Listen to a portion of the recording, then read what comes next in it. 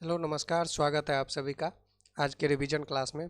पिछले क्लास में हम लोग हिस्टोरिकल बैकग्राउंड को रिवाइज किए थे और आज के क्लास में हम लोग मेकिंग ऑफ द कॉन्स्टिट्यूशन इस चैप्टर का रिवीजन करेंगे। तो आइए शुरू करते हैं। तो the idea of constitution assembly for India was put forward for the first time by M. N Roy 1934। तो जो कॉन्स्टिट्यूशन असेंबली का जो आइडिया था वो 1934 में एम.एन. रॉय के द्वारा दिया गया था। The demand for constituent assembly was first accepted by the British in August offer of 1940। जो 1940 में अगस्त ऑफर दिया गया था, इसमें कॉन्स्टिट्यूशन असेंबली को एक्सेप्ट किया गया था ब्रिटिशर्स के द्वारा।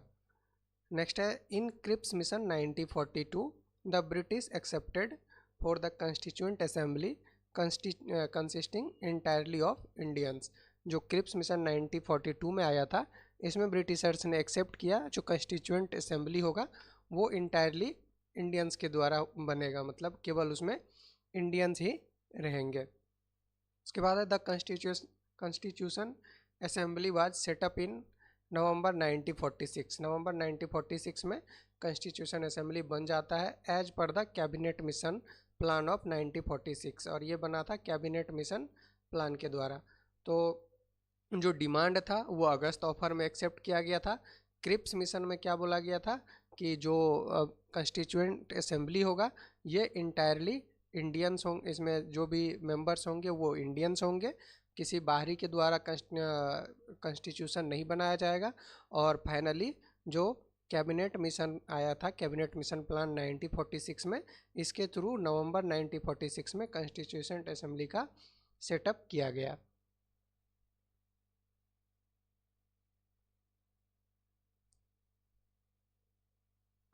उसके बाद है the elections to the constituent assembly was indirect. जो कॉन्स्टिट्यूशन असेंबली था, इसका जो इलेक्शन था ये इनडायरेक्ट था। इनडायरेक्ट मीन्स जो पब्लिक है वो डायरेक्ट वोट नहीं कर रही थी, बल्कि उनके द्वारा जो प्रोविंस में जो चुने गए थे लोग, उनके द्वारा इलेक्शन, जो कॉन्स्टिट्यूशन असेंबली है उसके मेंबर्स का इलेक्शन किया गया था। तो अब इसका देखते हैं composition.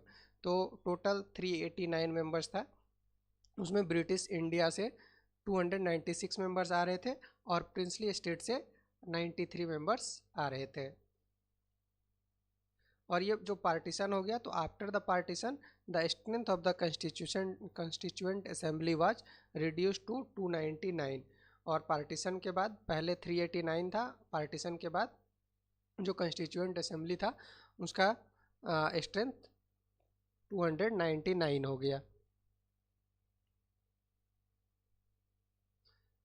Each province and princely state were to be allotted seats in proportion to their respective population। जो सीट्स मिल रहा था प्रत्येक प्रिंसली स्टेट को या ब्रिटिश इंडिया के स्टेट को, वो पॉपुलेशन के हिसाब से मिल रहा था, रफली 1 सीट पर मिलियन पॉपुलेशन। तो 1 मिलियन पॉपुलेशन पे मोटा मोटी 1 सीट मिल रहा था। The representative of princely state were to be nominated by the heads of the princely state. जो प्रिंसली स्टेट से जो मेंबर्स आ रहे थे वो नॉमिनेट किए जा रहे थे, किसके द्वारा? जो प्रिंसली स्टेट के हेड थे उनके द्वारा। तो इस तरह से कॉन्स्टिट्यूएंट असेंबली क्या हो गया? Partially nominated and partially elected, क्योंकि जो प्रिंसली स्टेट से जो मेंबर आ रहे थे वो नॉमिनेटेड थे, और जो ब्रिटिश इंडिया से प्रोविंसेस से आ रहे थे वो इनडायरेक्टली इलेक्टेड थे। तो इसको क्या बोलते हैं? So constituent assembly was partly elected and partly nominated body. तो ये ना फुल्ली नॉमिनेटेड बॉडी था ना फुल्ली इलेक्टेड बॉडी था, ये पार्टली नॉमिनेटेड और पार्टली इलेक्टेड था। प्रिंसली स्टेट से जो मेंबर आ रहे थे वो नॉमिनेटेड थे, जो ब्रिटिश इंडिया के प्रोविंसेस से आ रहे थे वो इलेक्टेड थे।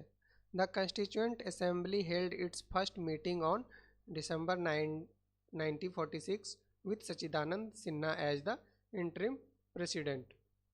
तो कॉन्स्टिट्यूएंट असेंबली अपना जो पहला बैठक करती है, मीटिंग करती है, वो 9 दिसंबर 1946 को करती है, और सच्चिदानंद सिन्हा को इंटरिम प्रेसिडेंट बनाया था क्योंकि वो सबसे एजेड थे।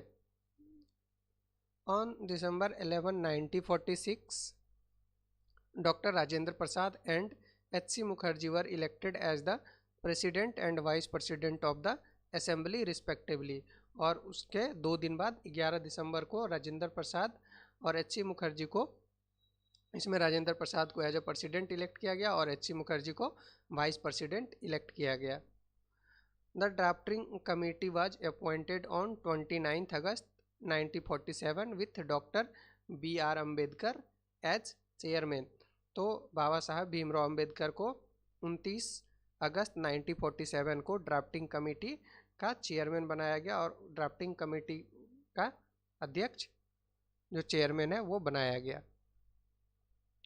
The constitution was finally signed by the members of the constituent assembly on 24 January 1950 which was the last day of the assembly. और जो कॉन्स्टिट्यूशन असेंबली का जो लास्ट डे था वो था 24 जनवरी 1950। और इसी दिन जो है the constitution was finally signed, और इस दिन कॉन्स्टिट्यूशन को साइंड किया गया by the members of the constitution assembly.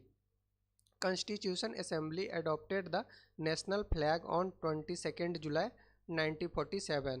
तो 1947 में 22 जुलाई को ये कॉन्स्टिट्यूशन असेंबली नेशनल फ्लैग को एक्सेप्ट करती है, अडॉप्ट करती है।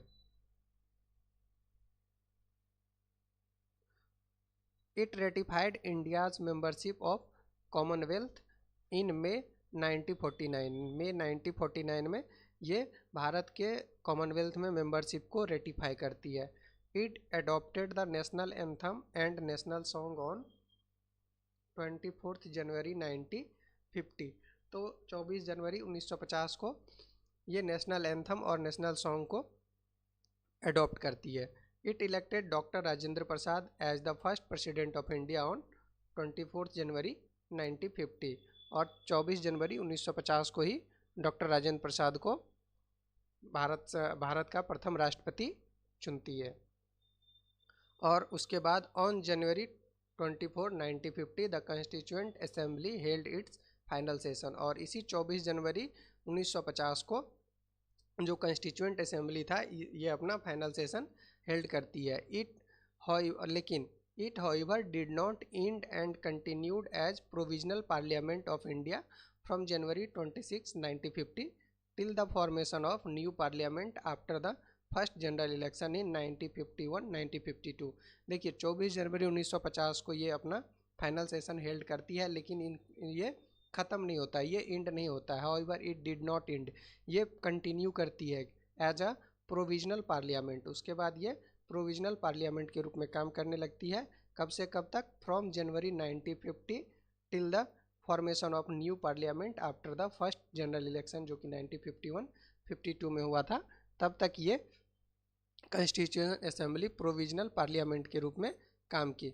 तो ये फाइनल जो सेशन था इसका 24 जनवरी 1950, इस दिन ये क्या की डॉक्टर राजेंद्र प्रसाद को अपना प्रेसिडेंट चुनती है और नेशनल एंथम और नेशनल सॉन्ग को अडॉप्ट करती है। लेकिन इसके बाद भी ये कंटिन्यू करती है एज अ प्रोविजनल पार्लियामेंट। और उससे पहले ये मई 1949 में इट रेटिफाइड इंडियाज़ मेंबरशिप और जुलाई 1947 में नेशनल फ्लैग को अडॉप्ट करती है। तो ये था मेकिंग ऑफ कॉन्स्टिट्यूशन का रिवीजन। नेक्स्ट क्लास में हम लोग नेक्स्ट चैप्टर को रिवाइज करेंगे। Thank you.